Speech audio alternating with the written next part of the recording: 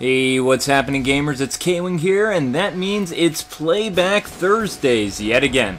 Continuing my Halloween theme, I've got a review that got kind of a mixed reception from gamers and game sites alike. Today's look back is Splatterhouse 2 for the Sega Genesis and Wii's Virtual Console. Like with Simon's Quest, there is also a voiceover skit, and I played the voice of the mask. Enjoy the review and have a great day.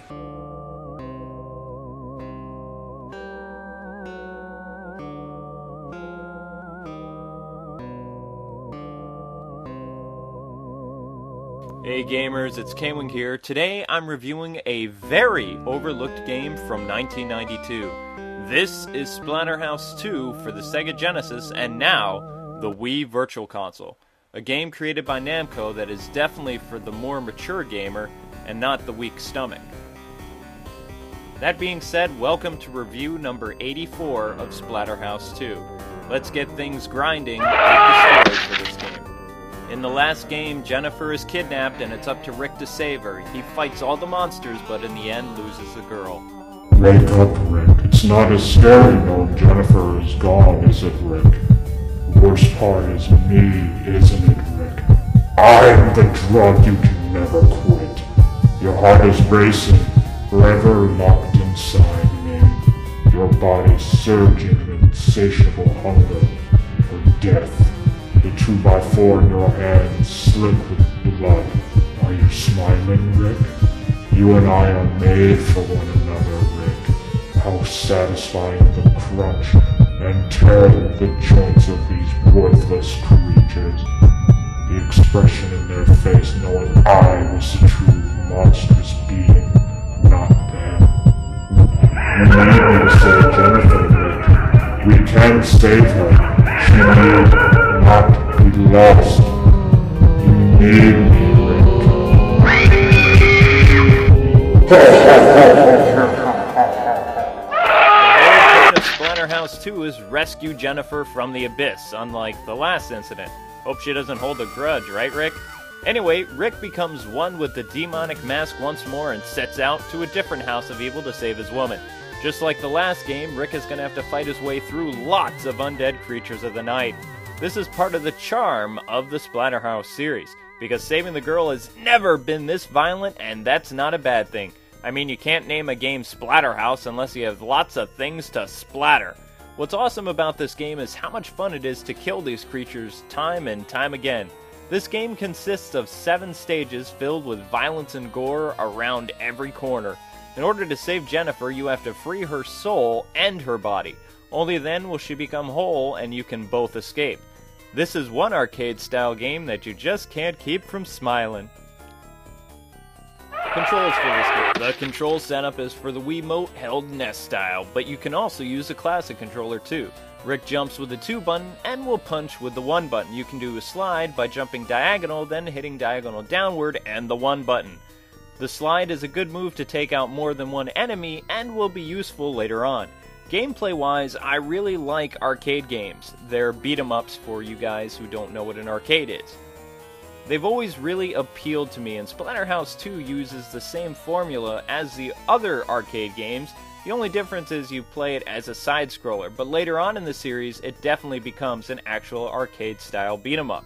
You can pick up weapons in this game too, and that's done by either crouching and pressing the 1 button, or pressing up and then the 1 button. Although you only do that for the shotgun, I think. I really do love using that pipe thing. It just splatters their guts all over the wall, and it's just so much fun to use these different weapons in the game. It really adds to the gameplay experience designed for this game. Splatterhouse 2 is a horror game that is made to appeal to people that like horror movies. Splatterhouse has always been about raising eyebrows and making people sick to your stomach. So that's why a lot of early levels, there's a tremendous amount of blood and dead corpses, which is why you'll see this theme repeated throughout the game. It's very dark and it plays to the game's strength perfectly. I also liked how there are dungeon-themed levels with spikes in the floor, flashing backgrounds, and blood. It's really playing homage to a lot of the great horror movies from the 1980s. As I said before, the way this game is designed, it's targeted toward a certain audience, and it works.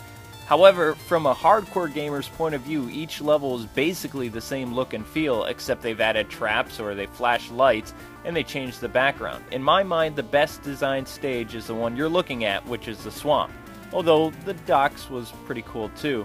Now this stage reminds me of Shinobi 3, but could have been better if they would have flashed the lights. It would have added this whole eerie element to the stage.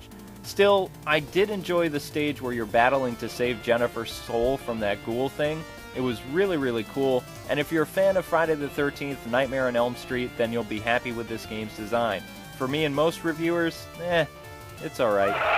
Music and sound. Soundtrack for this game is really tense, and it adds a whole new dimension to this game.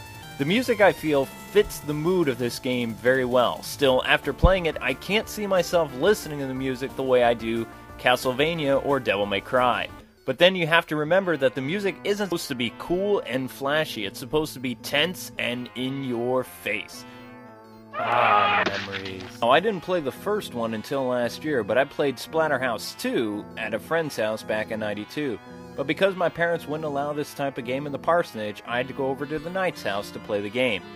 At a Friday night sleepover, after renting some games from good old Mr. Pete, like this game, Forever Man, and Street Fighter 2, we ended up playing Splatterhouse 2 for a while, then got bored, and replayed Street Fighter 2 until midnight. History for this game. Splatterhouse hit the arcades in 1988 in Japan, and then came stateside in 1989, which was met by an outcry by both parents and politicians alike. Splatterhouse took the Mario and Zelda Save the Princess formula and lopped its head off. Splatterhouse was a very violent game for its day, but in its defense, you only killed monsters, not people. Even so, the game was removed from many arcades shortly after its US release. However, a less gory port did come to the TurboGrafx 16 in 1990. But this was a stripped-down version of the arcade game. Because of the fuss of many parents, a warning was put on the game. In all honesty, it was more of a wisecrack than anything else. Anyway, Splatterhouse Part 2 hit both the US and Japan in August of '92, but with some differences. Mainly the story. Like, players in Japan knew that the first stage were the remains of West Mansion, and that Rick had to go to another house to free Jennifer's soul. But US players thought that the whole game was a retelling of the first one, and you had to go back to the mansion and Jennifer never died. Now, Splatterhouse 2 lives up to its namesake, and had another level parents were foaming at the mouth over. It's this stage here, with the newborn, dead babies hanging on the hooks. This stage was enough to almost get the game banned here in the US. Sega made a smart marketing decision by placing an M13 warning on this game. Now, Splatterhouse Part 3 was the last Splatterhouse game in the series, and it released in April of 1993. Rick has to save his wife, and this time his 5-year-old son, from evil. We're also treated to a much deeper and broader storyline throughout each level. Like the Final Fight series, this is a true arcade brawler, with throws and super moves and the like. Now, pressing the A button turned Rick into a monster, which, I gotta tell you, it was a lot of fun to go Hulk-like and rip through the monsters. It just added a whole new element to this game. And there's a reason why this is the best Splatterhouse for most people. This time, the player is timed to save Jennifer and your son. So if you're too late to save them, they die, and you still have to play through the entire game, even if they're dead, which made it really weird. Another thing I forgot to mention is the mask early on looks a lot like Jason's hockey one from Friday the 13th. But later in the series, his mask becomes Go more ahead, monochrome. run home and cry to mama. But there's more reference to Splatterhouse series to Evil Dead than anything else. Like Ash goes through with his girlfriend Linda, except Ash doesn't get a happy ending, but Rick does. Well, for 5 years anyway. There is an exploration aspect to that game, but I would advise against it since you're on the clock. But the map does help you out a lot. Now, Rick has appeared in numerous cameos over the past 20 years. However, he hasn't received a new game until now, except fans are going to be disappointed because this Splatterhouse is a remake of the original. Still, it's a next-gen Splatterhouse game. Speaking of Splatterhouse, both Splatterhouse 1 and 2 are available now on the Wii Virtual Console. Tips and strategies. Remember how I said to learn to use the slide attack? Well, for the first boss you encounter, it makes this fight much shorter. All it takes are 2 well-timed slide attacks, and this boss is toast. Now, people complain way too much about the stage with the floating ghosts. You know, the swamp stage. Now, the trick is when the ghost runs into you, walk in the opposite direction. It's topsy-turvy. So if you walk forward, you're actually going to be walking backwards. And people always complain, I hate these ghosts because I don't know what to do. I've just told you what to do.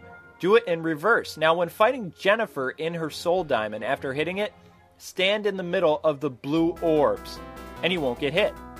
Now, the final form of the last boss is easy, like easy as the first boss. All you do is alternate your punches left and right, and he is dust in no time at all. Congratulations, you've beat Splatterhouse 2. Badass man. I don't know if it's just me, but I couldn't stand the sewer stage. I hated it. Those slime monsters are a big pain in the neck. They're too hard to predict. Out of all the undead enemies in this game, they don't follow a pattern, and they're just really, really annoying. And there's also another boss, or creature thing that I didn't like, and it's this guy. I don't know if I just sucked at him, or what, but I just couldn't stand him. Now, I know the trick is to karate kick him back and forth, left and right, but it's just a pain. But what I find funny is his last form is easier than his first one. It's ridiculous. I jumped there! Good aspect. I liked the gameplay of this game a lot, and this game has more good qualities than it does bad. Like being able to pick up weapons, either splattering monsters with a lead pipe or crushing their skulls with a thigh bone. You just have to love the carnage of this game. Now, the chainsaw was fun and everything, but you only got to use it in one boss fight? Lame! Same goes with the shotgun. I mean, what's the deal? It's cool and everything, but you can only use it in just one level. I really loved the moral message in this game, too. I also liked how Rick doesn't kill any people, only monsters. And this game has 2 more difficulty settings. Splatterhouse may be the first M-rated game on the Wii Virtual Console, but that's not a bad thing. Well, then again, maybe it is, but it depends who you ask. Still, what makes this game very interesting, the way the game is, like all gory and violent, is the values in this game are great. I mean, I personally can really relate to Rick doing everything he can to save the woman he loves. What guy would not do everything in his power to save the woman he loves? So that being said, Splatterhouse 2 has had a slur of terrible reviews in the past year of people saying the game's too hard, I don't like the controls, they're just complaining about everything. And is the game difficult? You bet. But there's a pattern to the enemies, and you can beat this game without even getting hit. I will only recommend this game to the hardcore fans of the series, and I have to say, it's fun slaying zombies. I give the game a 7 out of 10. Well, as you can tell, October is coming to an end, and I'm saving the best review for last.